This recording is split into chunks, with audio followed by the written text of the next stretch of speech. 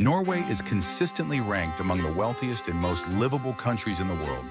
It offers universal health care, free or low-cost higher education, high wages, low corruption, and strong public services.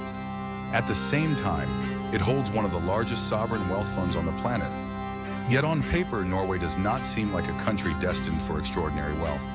It is a cold, mountainous nation with limited farmland and a small population of just over 5 million people.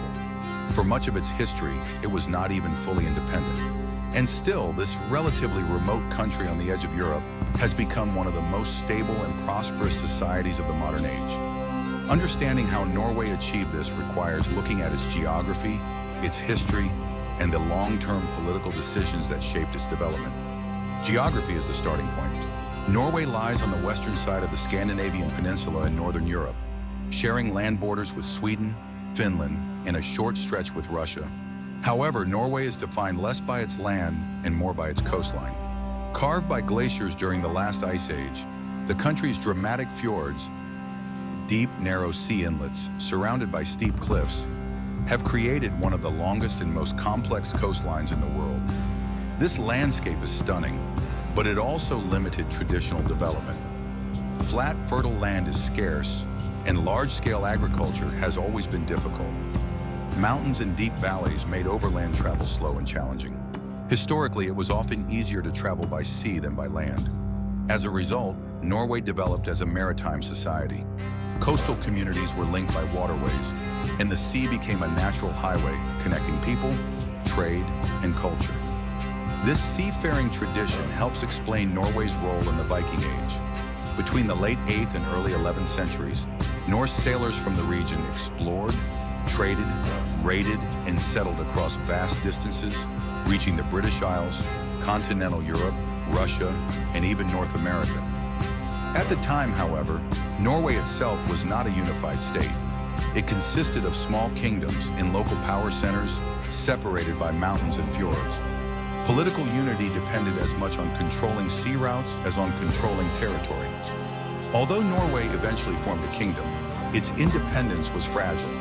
For over 400 years, it was part of a political union with Denmark, governed largely from Copenhagen. Later, following the Napoleonic Wars, Norway was transferred to Swedish rule. While it retained its own constitution and some internal autonomy under Sweden, it was still not fully sovereign.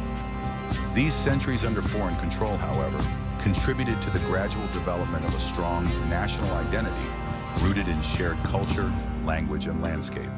In 1905, Norway peacefully dissolved its union with Sweden and became fully independent. Despite this political milestone, the country remained relatively poor and rural. Its economy relied heavily on fishing, shipping, and other maritime industries. Coastal fisheries provided both food and export income, while Norway developed a strong merchant fleet that connected it to global trade. Nevertheless, economic opportunities at home were limited, and many Norwegians emigrated in the 19th century, especially to North America. Norway's modern transformation began in the late 1960s with the discovery of oil and gas beneath the North Sea. Unlike many resource-rich countries that experience economic instability, corruption, or inequality, Norway adopted a cautious and long-term approach. The government took a leading role in managing the petroleum sector, imposed high taxes on oil companies, and ensured that much of the revenue flowed into public hands.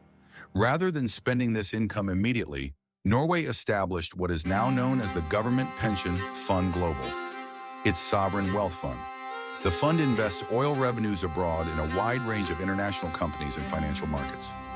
This strategy helps prevent the domestic economy from overheating and turns temporary resource income into long-term national wealth.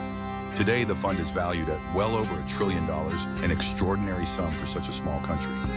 However, natural resources alone do not explain Norway's success. Oil wealth was combined with a broader social and political framework, often described as the Nordic model. This system features relatively high taxes alongside comprehensive public services. Citizens benefit from universal health care, subsidized education, strong social safety nets, and generous parental leave policies. These measures reduce economic insecurity and promote social mobility. A key element underpinning this system is trust.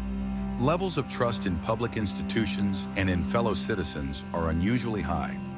Many Norwegians believe that taxes are used responsibly and that the political system functions fairly.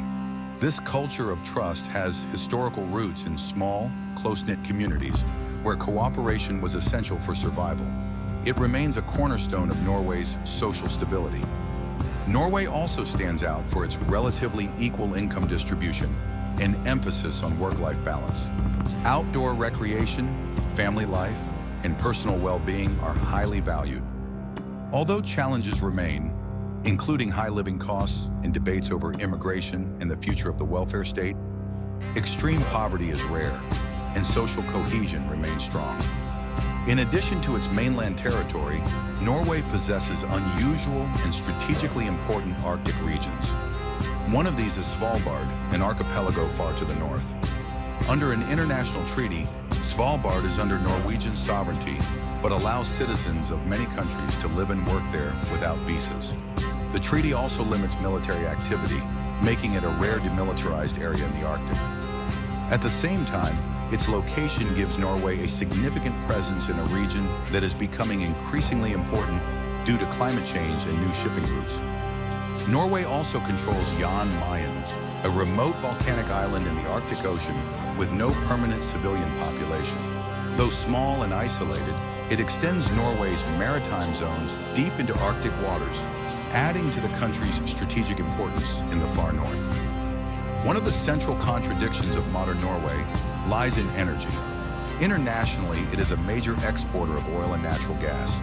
Domestically, however, most electricity comes from renewable hydropower, and electric vehicles are widespread. Norway therefore exists in two energy realities at once: a fossil fuel exporter abroad and a low-emissions society at home. This tension shapes ongoing national debates about climate responsibility and the country's long-term economic future. Despite its modest population, Norway also plays an active role internationally. It is known for supporting peace negotiations, humanitarian aid, and diplomatic initiatives, often acting as a neutral mediator in global conflicts. Ultimately, Norway's story is not determined by geography, history, or resources alone, but by the decisions made at critical moments. A harsh environment encouraged cooperation. A fragmented coastline fostered maritime skill and global connections. Centuries under foreign rule strengthened national identity. And when oil wealth arrived, leaders chose long-term management over short-term gain. Norway demonstrates that borders are not just lines on a map. They are shaped by nature, history, and political choices layered over time. From fjords carved by ancient glaciers to Arctic territories governed by international treaties, and from Viking ships to trillion-dollar investment funds, Norway shows how a small country on Europe's edge became one of the world's most successful and stable societies.